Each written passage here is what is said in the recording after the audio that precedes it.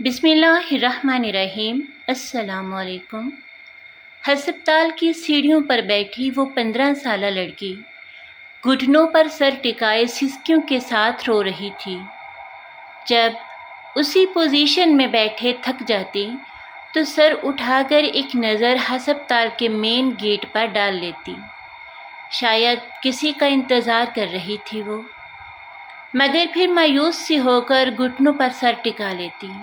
अब की बार जब उसने सर उठाया, उसकी रोती हुई खूबसूरत आंखें, दिलकश चेहरा जिस पर परेशानी और मासूमियत दोनों ही वाज़ेह थीं, पास से तेज़ी से गुज़रता लड़का उसे देखकर ठिठक कर रुक गया और ना जाने क्यों वो उसके पास आकर खड़ा हो गया। लड़की ने आहट महसूस की और चौंक कर सर उठाया। जी, उसके लबों से बामुश्किल ये लफ्ज़ निकला। क्या मसला है आपके साथ? किसी का इंतज़ार कर रही हैं आप? वो निहायत नरमी से पूछ रहा था, जबकि लड़की यूं अजनबी को अपने इतने करीब देखकर बौखला गई। अरे, आप डरिए मत, आप मुझे अपनी परेशानी बता सकती हैं। हो सकता है मैं आपकी कोई मदद कर सकूं। उस लड़की को ना जाने क्यों उससे अपनायत सी महसूस हो रही थी। उसका दिल कर रहा था उससे बात करने को, उसकी परेशानी को दूर करने को। लड़की भी जो कब से परेशान हाल बैठी थी, जब बोलने पर आई तो एक ही सांस में अपनी सारी मुश्किल बता दी। लड़का उसकी बात सुनकर मुस्कुराया और कहा कि आपका ये मसला तो मैं हल कर सकता हूँ, मगर इसके लिए मेरी एक शर्त है। वो बागौर उसके चेहरे की तरफ देखकर मानेहेज़ मुस्कुराहट के साथ बोला, जबकि लड़की को तो सिर्फ अपने मसले का हल चाहिए था। वो जल्दी से बोली, क्या आप वाकई ही मेरी मदद करेंगे? क्या आप ऐसा कर सकते हैं? जी बिल्कुल, मगर आपने मेरी दूसरी बात का जवाब नहीं दिया। मुझे आपकी हर शर्त मंजूर होगी। लड़की के चेहरे पर मुस्कुराहट आ चुकी थी। तभी एक और शख्स उनके पास आ खड़ा हुआ। फिर उन तीनों के दरमियान एक मुआहदा हुआ। वो क्या शर्त थी, किस बिना पर यह मुआहदा हुआ, ये जानने के लिए थोड़ा सा उनके माजी में जाना पड़ेगा। कहानी बहुत अच्छी है, एंड तक ज़रूर पढ़िएगा। और जिन्होंने अभी तक मेरे चैनल को सब्सक्राइब नहीं किया तो जल्दी से सब्सक्राइब भी कर दें, ताकि इस तरह की और बहुत सी अच्छी अच्छी कहानियाँ पढ़ने को मिलें। अब आते हैं कहानी की तरफ। शाहिद आर्मी में था और उसकी जॉब पेशावर में थी, जबकि वो लाहौर की एक नवाही गांव का रिहायशी था। माँ बाप का इकलौता बेटा था। माँ का इंतकाल उसके बचपन में ही हो गया था, जबकि बाप ने अपने बेटे की खातिर दूसरी शादी न की कि सौतेली माँ उसके बच्चे की परवरिश ना कर सकेगी। जब शाहिद ने 12वीं पास की तो उसे अपने वालिद के दोस्त ने फ़ौज में भर्ती करवा दिया और उसकी पोस्टिंग पेशावर में हो गई। वो अपने वालिद को भी वहीं अपने पास ले गया कि वो यहाँ अकेले कैसे रहेंगे। शाहिद के वालिद की वहाँ कई पठानों से दोस्ती हो गई जो उनके आसपास रिहाइश पजीर थे। उनमें से एक शख्स गुलहान था, जिससे उनकी बहुत अच्छी दोस्ती थी। गुलहान की एक ही बेटी थी, बानो। शाहिद की तरह उसकी माँ भी मर चुकी थी। गुलहान अपनी बेटी के लिए बड़ा परेशान था। उसने अपनी परेशानी शाहिद के वालिद से शेयर की तो उन्होंने झिझकते हुए उनसे शाहिद के लिए बानो का हाथ मांग लिया, मगर जहन में ये भी डर था कि पठान लोग हैं, ना जाने बाहर रिश्ता करते भी हैं या नहीं। جبکہ گلحان جو اپنی گرتی ہوئی صحت کی وجہ سے پریشان تھا، اس نے بغیر لگی لپٹی رکھی ہاں کر دی، جبکہ شاہد کے والد نے ابھی شاہد سے مشورہ بھی نہیں کیا تھا۔ قسمت میں ان دونوں کا ساتھ لکھا تھا۔ یوں سادگی سے بانو اور شاہد کا نکاح ہوا، اور کچھ عرصہ تو وہ وہیں پشاور میں رہے، مگر گلحان کے انتقال کے بعد شاہد کا بھی ٹرانسفر ہو گیا، اور یوں وہ اپنے والد اور بانو کے ہمراہ لاہور واپس آ گئے۔ وقت گزرتا رہا، شادی کے 10 سال یوں ہی گزر گئے۔ 10 سال بعد اللہ نے انہیں بیٹی جیسی رحمت سے نوازا۔ بانو اور شاہد بہت خوش تھے۔ شاہد کے والد بھی اب پوتی کے ساتھ مصروف رہتے، انہیں تو جینے کا بہانہ مل گیا تھا۔ بیٹی کا نام لالا رخ رکھا گیا، اور یہ نام بانو نے رکھا تھا۔ لالا رخ اپنی ماں کی طرح بہت پیاری تھی۔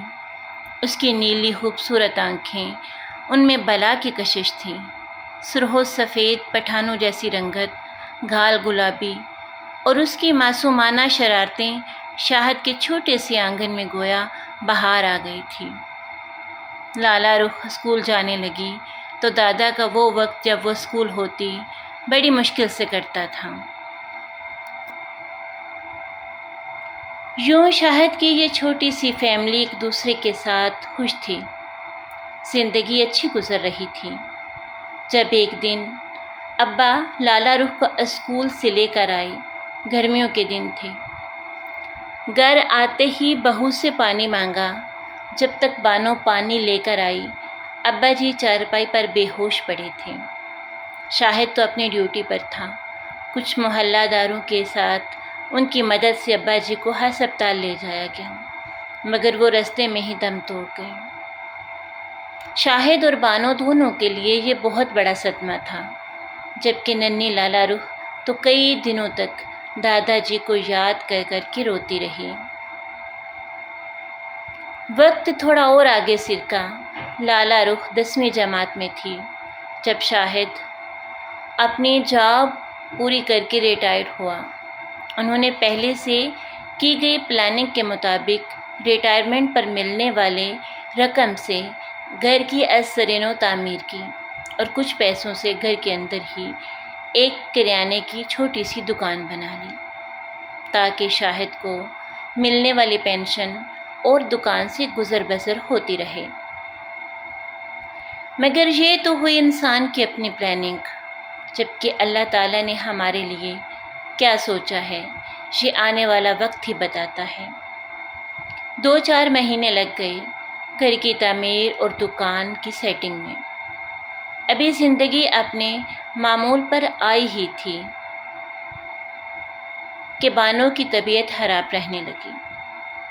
پہلے تو یہی سمجھی کہ شاید تھکاوٹ کی وجہ سے ہے، کیونکہ گھر کی تعمیر کے دوران انہیں بھی بہت سارے کاموں کا سامنا رہا تھا، مگر بیماری بڑھتی جا رہی تھی۔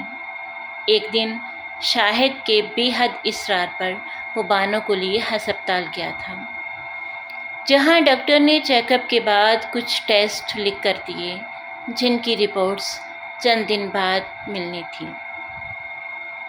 مگر اس دوران ہی بانو کی طبیعت زیادہ بگڑ گئی۔ اسے ایمرجنسی میں ایڈمٹ کر لیا گیا۔ اس کو ہارٹ اٹیک ہوا تھا۔ جان تو بچ گئی تھی، مگر خطرہ ابھی ٹلا نہیں تھا۔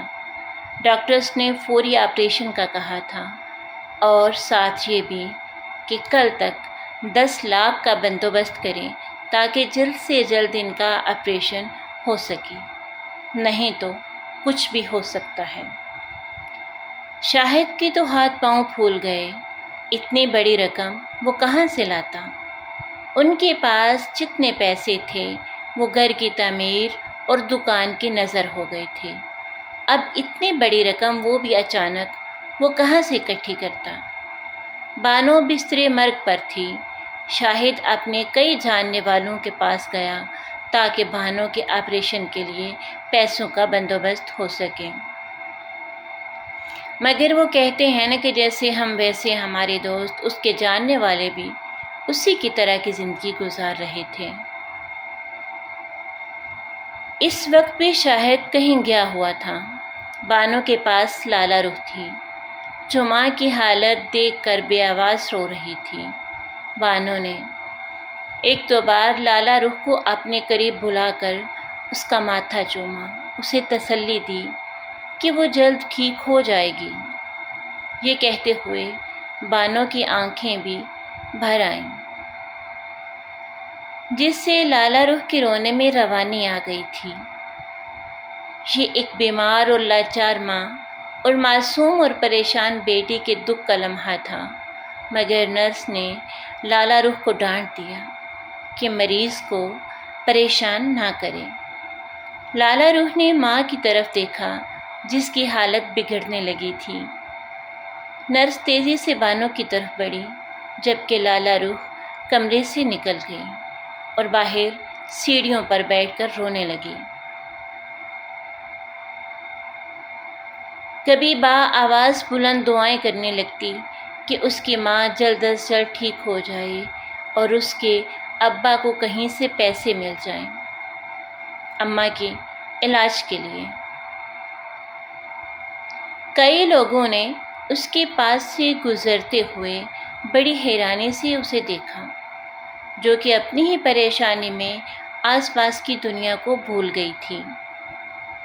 رو رو کر آنکھیں سوجنے لگیں، گھٹنوں پر رکھے سر رکھے وہ کتنی ہی دیر روتی رہی۔ کوئی بھی نہیں تھا اس کے پاس جو اسے تسلی دیتا۔ ارد گرد کے سبھی لوگ اپنی اپنی پریشانیوں میں گھرے تھے۔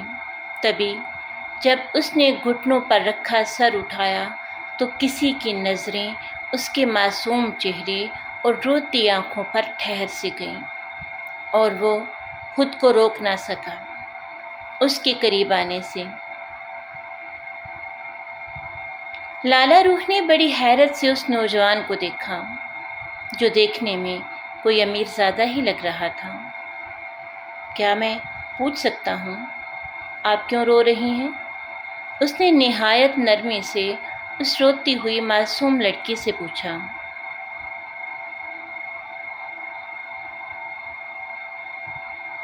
لالا رخ نے جب بیگی پلکیں اٹھائیں تو اس لڑکی کا دل بے اختیار دھڑکنے لگا۔ کیا یہ پہلی نظر کی محبت تھی یا پھر وہ کسی فرشتے کی صورت میں ان معصوم لوگوں کی مدد کے لیے آیا تھا؟ لالا رخ کو چند لمحے لگے تھے یہ سمجھنے میں کہ وہ کوئی مذاق تو نہیں کر رہا تھا، بلکہ وہ واقعی اس سے اس کا مسئلہ ہی پوچھ رہا تھا۔ وہ شکل سے ہی ایک شریف اور مہذب انسان لگ رہا تھا۔ میری امی بیمار ہیں، ان کے آپریشن کے لیے ڈاکٹر نے 10 لاکھ مانگے ہیں، مگر ہمارے پاس پیسے نہیں ہیں۔ میری امی کی حالت ہر گزرتے پل کے ساتھ خراب ہو رہی ہے، جبکہ ابا پیسوں کا انتظام کرنے گئے ہیں۔ لالا رخ جب بولی تو ایک ہی سانس میں سب کہہ ڈالا۔ تبھی شاہد بھی مایوس سا بوجھل قدم اٹھاتے ہسپتال میں داخل ہوا تھا۔ اس نے دیکھا کہ لالا رخ کے پاس کوئی انجان لڑکا کھڑا نہ جانے اس سے کیا کہہ رہا ہے۔ وہ تیزی سے چلتا ان کے پاس آیا تھا۔ لالا رخ نے ابا کو دیکھا تو لپک کر ان کے سینے سے جا لگی۔ ابا، ہو گیا پیسوں کا انتظام؟ شاہد نے اس کے سر پر پیار سے ہاتھ پھیرتے اسے تسلی دی کہ ہو جائے گا، اللہ تعالیٰ کوئی نہ کوئی راستہ نکالے گا انشاءاللہ۔ جبکہ وہ لڑکا ابھی وہی کھڑا یہ ایموشنل سین دیکھ رہا تھا۔ آپ کون؟ شاہد کا دھیان ایک بار پھر اس لڑکے کی طرف کیا تھا۔ آپ چاہیں تو میں آپ کو یہ پیسے دے سکتا ہوں، مگر میری ایک شرط ہوگی۔ مگر کیوں؟ آپ ہمیں پیسے کیوں دیں گے جبکہ میں آپ کو جانتا تک نہیں؟ شاہد نے اس لڑکے کو باغور دیکھتے ہوئے کہا۔ انکل پلیز میری بات کو غلط مت سمجھیے گا، اس وقت آپ بھی پریشان ہیں پیسوں کے لیے اور میرے بھی کچھ مسائل ہیں۔ مجھے لگتا ہے کہ ہم دونوں ایک دوسرے کے لیے اچھے ثابت ہو سکتے ہیں، آپ مجھے غلط نہ سمجھیں۔ شاید اللہ نے ہمیں ایک دوسرے کی مدد کے لیے ہی ملوایا ہے۔ اس لڑکے کا انداز گفتگو دیکھ کر شاہد تھوڑا سا نرم پڑ گیا۔ اچھا بتاؤ، کیا شرط ہے تمہاری؟ بدلے میں آپ کی بیٹی سے نکاح کرنا چاہتا ہوں۔ اور اس کے یہ الفاظ کسی ہتھوڑے کی طرح لگے تھے شاہد کو۔ کیا بکواس کر رہے ہو تم؟ میرے پاس فالتو وقت نہیں ہے تمہاری فضول باتیں سننے کے لیے، تم جا سکتے ہو۔ شاہد کی مارے ضبط کی آنکھیں لال انگارہ ہو گئیں۔ انکل پلیز، تم ہمیں سمجھ کیا رہے ہو؟ ہم شریف اور عزت دار لوگ ہیں، اور تم کہہ رہے ہو کہ میں چند پیسوں کے عوض اپنی بیٹی کو بیچ دوں؟ شاہد کی آواز شدت غم و غصے سے کانپ رہی تھی۔ جاؤ تم اپنی راہ لو، ہم پہلے ہی بہت پریشان ہیں، ہمیں مزید پریشان مت کرو۔ انکل میں نکاح کرنا چاہتا ہوں، میں بھی کوئی ایسا ویسا لڑکا نہیں ہوں، آپ میرا یقین کریں۔ ٹھیک ہے، ابھی آپ غصے میں ہیں، مگر یہ میرا کارڈ رکھیں، جب آپ کو لگے کہ میں صحیح ہوں اور آپ کو میری ضرورت ہو تو آپ مجھے کال کر لیجیے گا۔ شاہد نے اس کا دیا کارڈ غصے سے پھینک دیا اور بانو کی طبیعت معلوم کرنے کے لیے آگے بڑھ گیا، جبکہ لالا رخ نے چپکے سے وہ کارڈ اٹھا لیا اور اسے ایسا کرتے وہ لڑکا دیکھ چکا تھا۔ وہ ہلکا سا مسکرایا اور ہسپتال سے باہر نکل گیا، جبکہ بانو لالا رخ اپنے امی ابا کی طرف چلی گئی، جہاں بانو کی طبیعت کافی بگڑ چکی تھی۔ ڈاکٹرز نے شاہد سے کہہ دیا کہ جتنی جلدی ہو سکے وہ پیسوں کا انتظام کر لے، وگرنہ حالات کا ذمہ دار وہ خود ہوگا۔ شاہد بیچارے کا کہیں بس نہ چل رہا تھا۔ 2-4 لوگوں سے ادھار پیسوں کے لیے کہا تو 1-2 کی طرف سے بس 1 لاکھ کا ہی انتظام ہو پایا تھا۔ شام ہو چکی تھی اور اگلے دن آپریشن تھا۔ بانو کی طبیعت سنبھل نہیں رہی تھی۔ لالا رخ ماں کے پاس بیٹھی تھی، وہ کچھ سوچ رہی تھی۔ شاہد ایک بار پھر نامراد لوٹا تھا۔ وہ ویٹنگ ایریا میں بیٹھا تھا جب لالا رخ چپکے سے اس کے پاس آ کر بیٹھ گئی۔ ابا ایک بات پوچھوں؟ ہاں میری بچی، کیوں نہیں؟ شاہد نے اس کے سر پر پیار سے ہاتھ پھیرتے ہوئے کہا۔ اگر خدا نخواستہ امی کو کچھ ہو گیا تو ہم کیسے ان کے بغیر رہ پائیں گے؟ کچھ نہیں ہوگا بانو کو، تم پریشان مت ہو۔ شاہد کو اپنی آواز بھی اجنبی لگی تھی۔ یہ کہتے ہوئے آپ بات کیوں نہیں مان لیتے ان کی؟ کس کی؟ شاہد نے لالا رخ کی طرف دیکھتے ہوئے پوچھا۔ وہی جو پیسے دے رہے ہیں، امی ٹھیک ہو جائیں گی نا تو سب ٹھیک ہو جائے گا۔ ابھی تم چھوٹی ہو، تم نہیں سمجھو گی ان باتوں کو۔ نہیں بابا، میں بس اتنا جانتی ہوں کہ امی کا آپریشن ہو جائے اور وہ بالکل صحت یاب ہو جائیں، بس۔ آپ میری بات مان لیجیے نا، اور کوئی راستہ نہیں ہے ہمارے پاس، اور نہ ہی اتنا وقت بچا ہے۔ لالا رخ کے بے حد اصرار پر بھی شاہد کا دل نہیں مان رہا تھا، مگر لالا رخ نے اس کا دیا کارڈ ابا کو تھمایا اور کہا کہ آپ اسے فون کر کے کہہ دیں وہ ہمیں پیسے دے دے، ہمیں اس کی یہ شرط منظور ہے۔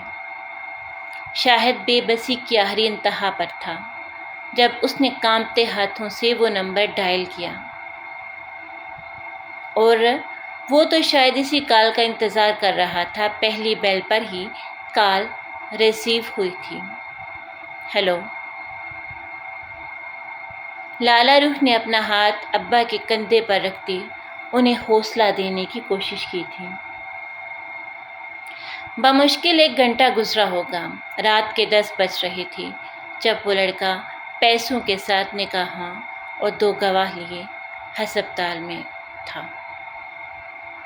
ہسپتال کے صحن میں لالا روح کا نکاح ہوا تھا اسفندیار کے ساتھ، اور طے یہ ہوا کہ جب تک بانو صحت یاب ہو کر گھر نہیں جائے گی تب تک رخصتی نہیں ہوگی۔ بانو کی آپریشن کے لیے پیسے جمع کروا دیے گئے۔ اگلی صبح 10 بجے آپریشن تھا۔ اسفندیار بھی وہیں موجود تھا۔ اب وہ اس فیملی کا حصہ بن چکا تھا۔